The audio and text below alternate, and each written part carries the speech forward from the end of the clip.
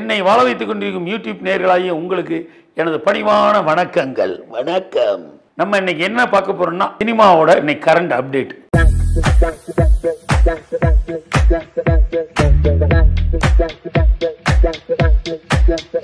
அதாவது ஊர் ரெண்டு பட்டா கூத்தாடியில் கொண்டாட்டம்பாங்க. அந்த அடிப்படையில் தாங்க இப்போ நடக்கிற பிரச்சனை. அதாவது ஜெயம் ரவி தன் மாமியார் படங்களில் தான் நடிச்சிட்டு இருக்காரு. இப்போ ஒரு புது படம் நடிக்கிறதா இருந்துச்சு. அது என்ன படம்னு கேட்டிங்கன்னா, இயக்குனர் பாண்டியராஜ் டைரக்ஷனில் பசங்க, அப்புறம் கடைக்குட்டி சிங்கம், இந்த மாதிரி படங்கள்லாம் இயக்குனர் பாண்டியராஜ் இயக்கத்தில் சுஜாதா பிள்ளைங்க அவங்க, அதாவது ஜெயம் ரவி மாமியார் படத்தில் நடிக்கிறதா, அதாவது ஜெயம் ரவி நடித்து பாண்டியராஜ் இயக்கிறதா இயக்கி ஒரு அட்வான்ஸும் வாங்கினாருங்க. ஆனால் சம்பளத்தை ஜெயம் ரவி கராராக தன் மாமியார்கிட்ட பேசுனதுனால வந்த விளைவு ஊர் ரெண்டு பட்டா கூத்தாடி கொண்டாட்ட மாதிரி தனுஷ் காரணம், அது காரணம், இது காரணங்கிறாங்க.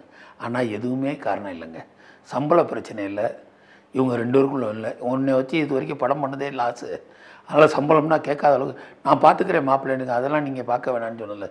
பிரச்சனை இது நீடிச்சுக்கிட்டே இருக்கணும் போது கேப் விட்டால் நம்ம எஸ்கேப்னு கிரேட் பாண்டியராஜனை எஸ்கேப் ஆகி சத்யஜோதி தியாகராஜன்ட்ட போய் இந்த கதையை சொல்லி காசை வாங்கிட்டார். காசை வாங்கி திரும்ப, அதாவது சுஜாதா மேடத்துக்கு ரிட்டர்ன் பண்ணிட்டார். ஜெயம் ரவி மாமியாருக்கு இந்தாங்க நீங்கள் கொடுத்த அட்வான்ஸை படிங்க, ஆளை விடுங்கன்ட்டு ஓடி போய் இப்போ சத்யஜோதி ஃபிலிம்ஸில் விஜய் சேதுபதி ஹீரோவா ஆகஸ்ட் மாதம் படப்பிடிப்பு ஆரம்பிக்குது. இது ஃபுல் ஃபேமிலி ட்ராமா. ஒரு கடைக்குட்டி சிங்கம் போல், ஒரு சிவகார்த்தியனுக்கு ஒரு லைஃப் வந்தது போல் இந்த படம் விஜய் சேதுபதிக்கு ஒரு நல்ல லைஃபாக இருக்குன்னு நினைக்கிறோம். அடுத்த அப்டேட் என்னன்னு கேட்குறீங்களா? இருக்குது.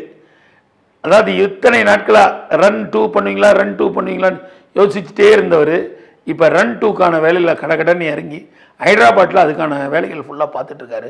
கதையின் நாயகன் மட்டும் இன்னும் முடிவாகலை.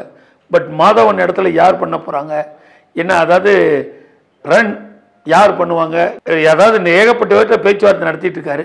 அதில் யார் என்னங்கிறது இன்னும் 2 நாட்களில் தெரிய வரும். கண்டிப்பாக ரன் 2 நம்ம இயக்குனர் லிங்குசாமிக்கு ரன் ஆயிருன்னு வாழ்த்துவோம் எடிசன் டாக்கீஸ் சார்பாக. அடுத்த அப்டேட் என்னன்னா, வெற்றிமாறன் இயக்கத்தில் ஆண்ட்ரியா ஹீரோயினாக நடித்த மனுஷின்னு ஒரு படங்க. இந்த படத்தை யார் டைரக்ட் பண்ணியிருக்காருன்னா அரண் கோபிநயினர் படத்தை இயக்கியிருக்காரு. படம் அற்புதமான படம். கிட்டத்தட்ட மோஸ்ட்லி படமெல்லாம் முடிஞ்சிருச்சு. எதுக்காக காத்திருக்கு என்னன்னு தான் தெரில. வெற்றிமாறன் எப்பயுமே ஒரு படம் பண்ணால் அதை ஊற போட்டு நல்ல ஊறினதுக்கப்புறம் தான் ரிலீஸ் பண்ணுவார் போலுக்க. அந்த அடிப்படையில் இந்த மனுஷி எப்போ ரிலீஸ் ஆகும்னு காத்திருக்கிறார் இயக்குனர் அரண் கோபிநயினர். ஏன்னு கேட்டால் அவர் அடுத்த படமான காலனிங்கிற பேரில் ஒரு படத்தை ராதியாவை மெயினாக வச்சு அவர் எப்பயுமே பெண்களின் நாயகன் ஆகிட்டார். அதாவது ஃபேமிலி ஓரியன்ட் பண்ணுவாங்க, இல்லை கிளாமர் படங்கள் பண்ணுவாங்க. ஆனால் இவர் பெண்களை வச்சு முற்போக்கு சிந்தனவாதி மாதிரி அரம்னு நயன்தாரா வச்சு பண்ணார். இப்போ ஆண்ட்ரியா வச்சு மனுஷி, இப்போ பார்த்தீங்கன்னா ராதிகா மேடத்தை வச்சு காலனி. தொடர்ந்து அரண் கோபிநயனோட பயணம் தொடர்ந்து கொண்டே இருக்குது. அவரையும் வாழ்த்துவோமாக. அடுத்த அப்டேட் என்னன்னு பார்த்தீங்கன்னா, புஷ்பா அல்லு அர்ஜுன் நடித்து புஷ்பா 2, அதாவதுங்க நாட்டையே கலக்குன்னு பண்ணார். புஷ்பா 2 ஆகஸ்ட் மாதம் ரிலீஸ் ஆகாத இருந்தது. ஆனால் ஆகஸ்ட் மாதம் ரிலீஸ் கிடையாது, டிசம்பரில் தான் படம் வருது. ஏன் என்ன காரணம்னு கேட்டிங்கன்னா, படத்தில் இன்னும் கொஞ்சம் குறைவாக இருக்குதுன்னு இயக்குனர் ஃபீல் பண்ணதுனால அல்லு அர்ஜுன் இல்லை தெளிவாக பண்ணணுங்கிறனால படத்தை ஆகஸ்ட் மாதம் ரிலீஸ் பண்ணாமல் டிசம்பர் மாதம் தான் படம் ரிலீஸ் ஆகுது. அதே மாதிரி இப்போ ஆர்யா டைரக்ஷன் பண்ணணுன்னு ரொம்ப இன்ட்ரெஸ்டடாக கிளம்பிட்டார். அவர் எந்த அளவுக்கு பண்ணுவார் என்னங்கிறத பொறுத்திருந்து பார்ப்போம். ஆர்யா கூடிய விரைவில் படத்தை டைரக்ஷன் பண்ண எடிசன் டாக்கீஸ் வாழ்த்துக்கிறது. அதே மாதிரி அடுத்த அப்டேட் என்னன்னு கேட்டிங்கன்னா, பா ரஞ்சித் இயக்கத்தில் சியா விக்ரம் நடித்த தங்கலாங்கிற படம் ஃபுல் எடிட்டர் வெர்ஷன் முடிஞ்சு 3.5 மணி நேரம் இருக்கிறதுனால படத்தை எப்படி பார்த்தாலும் 3.5 மணி நேரம் இருக்குது.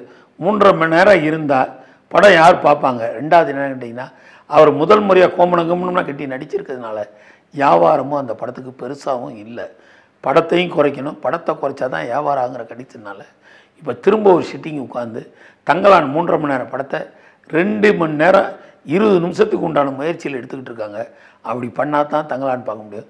ரெண்டாவது, இன்றைக்கி இருக்க சினிமாவை பார்த்தீங்கன்னா எந்த படமே நல்ல படமாக இருந்து ஆடியன்ஸுக்கு பிடிச்சா தான் சேட்டலைட்டு அப்புறம் டிஜிட்டலுங்கிற ஒரு வியாபாரமே இருக்குது.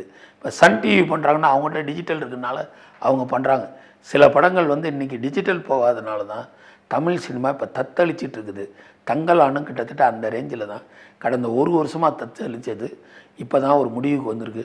படத்தை ட்ரிம் பண்ணி அதுக்கப்புறம் தங்கலானை ரெடி பண்ணுவோங்கிற ஒரு இதில் எப்படியும் ஆகஸ்ட் மாதம் ரிலீஸ் பண்ணிடுவாங்கிறது அதில் கன்ஃபார்மாக இருக்காங்க. தங்கலான் ஆகஸ்ட் மாதம் வெளிவருவதற்கு தயாராகி கொண்டு இருக்கிறது. நேயர்களே, இதுபோல் அப்டேட்டுகளை தொடர்ந்து நான் உங்களுக்கு சொல்லிக்கிட்டு இருக்கோம்.